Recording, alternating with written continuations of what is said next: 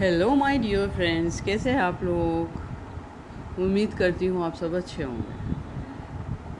Chapter number 2, negativity, part 8। Forgiveness is a two-way street. Forgiveness has to flow in both directions.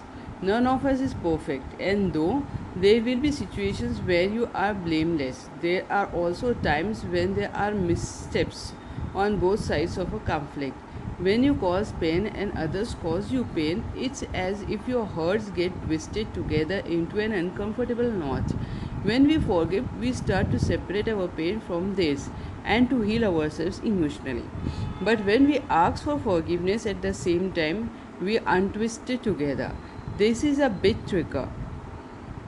trickier because we are much more comfortable finding fault in other people and then forgiving it. We are not used to admitting fault and taking responsibility for what we create in ourselves. Forgiving ourselves. Sometimes, when we feel shame or guilt or what we have done in the past, is because those actions no longer reflect our values.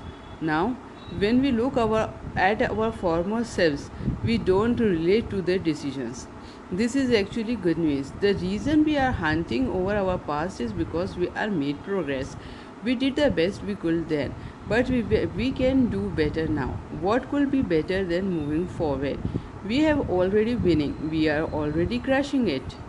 When we wrap our heads around the fact that we can't undo the past, we begin to accept our own imperfections and mistakes.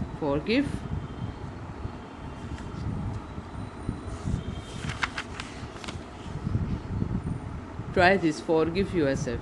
The exercise above can also be used to forgive yourselves, starting each line with I forgive myself for. List the reasons you feel angry or disappointed in yourself. Then read it loud or record it and play it for yourself. Bring out the objective observer and find understanding for yourself, letting go of the pain ourselves. And in doing so, open ourselves up to the emotional healing we all yearn for. Elevate. The pinnacle of forgiveness, true sattva, is to wish the person who caused you pain well. I became a Buddhist because I hated my husband. That's not something you hear every day, but Buddhist nun and author of When Things Fall Apart, Pema Chodron, is only kind of kidding. After her divorce, she went into a negativity spiral where she entertained revenge fantasies because of her husband's affair. Eventually, she came across the writings of Chogyam Trungpa Rinpoche, a meditation master who founded Naropa University in Boulder, Colorado. In reading his work, she realized that the relationship had become like a malignant cell. Instead of dying off, her anger and blame were causing the negativity of the breakup to spread. Once Chodron always herself to become more like a river than a rock. She was able to forgive her husband and move forward. She now refers to her ex husband as one of her greatest teachers. If you want the negativity between yourself and another person to dissipate, you have to hope that you both heal. You don't have to tell them directly, but send the energy of well wishing out into the air. This is when you feel most free and at peace because you are truly able to let go. Negativity is a natural part of life. We tease and provoke, express vulnerability, connect over shared values and fears. It's hard to find a comedy show that isn't based on negative observation. But there is a line between negativity that helps us negative life and negativity that puts more pain out into the world. You might talk about the problem someone's child is having this addiction because you are scared that it will happen to you, to your family, and hoping to avoid it. But you also might gossip about the same issue to judge the family and feel better about your own.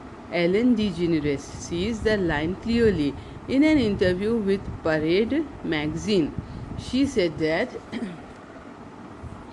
She doesn't think it's funny to make fun of people.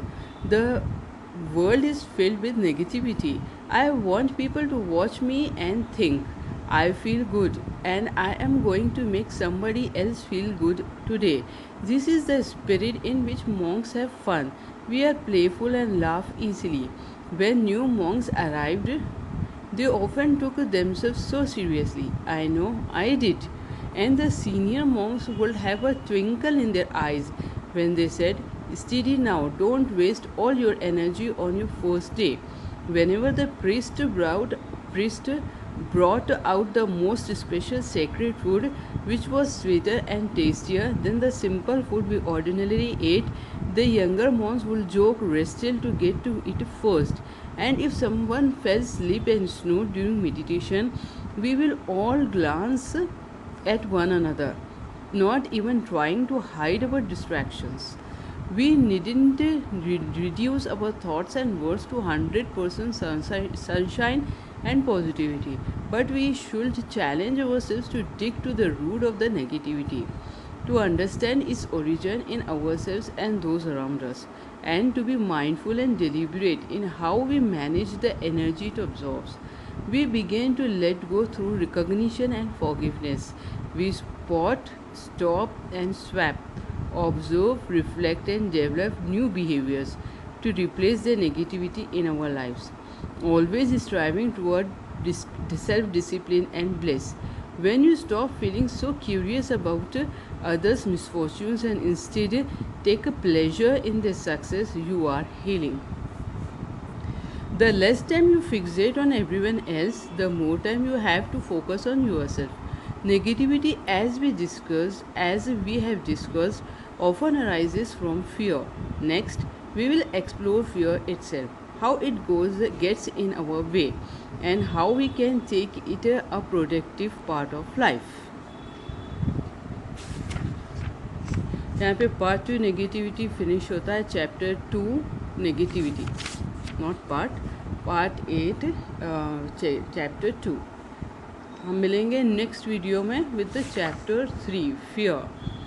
Bye for now friends.